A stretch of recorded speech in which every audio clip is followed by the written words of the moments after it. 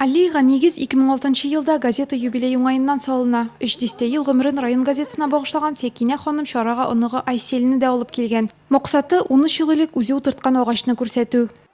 Газетаның 75 еллыгы уңайыннан безнең берничә төрле чаралар планлаштырылган иде.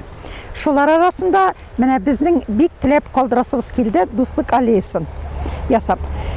Без ул вакыттагы хакимият башлыгы Фатих Сабан Сибгатуллин белән киңәштек тә, кайдан урын алыр икән дип уйлаштык та, ул менә шушы урынны күрсәтте.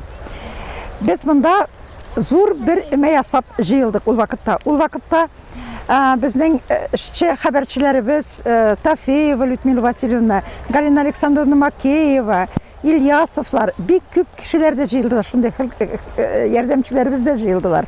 Һәм ул шундый матур бер бәйрәм чарасын алды. Аннан соң без еш кына монда килеп карап йөрдек бу аллеяны. Бик авыр киттеләр, чөнки һәр яктан да җилия. Юрий Терентьев та журналистлар чакыруын теләп кабул иткән. Ул да бит Миләш аллеясы салучыларның берсе. Вот оно, мое дерево, за 13 лет, как оно красиво выросло. И вся аллея очень красивая, и все деревья практически прижилось. Это радость нам, кто это садил. Это история нашего района, нашей газеты.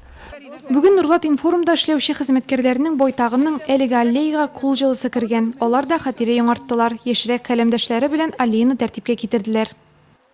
Газетаның тарихы, район тарихы, шәһәр тарихыннан аерылгысыз.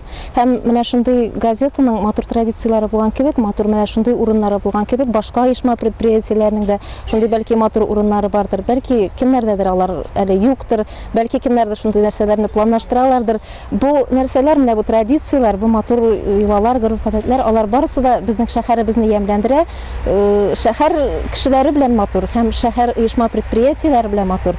Һәм без анда һәрберебез үзеннән өлешкәртә алабыз.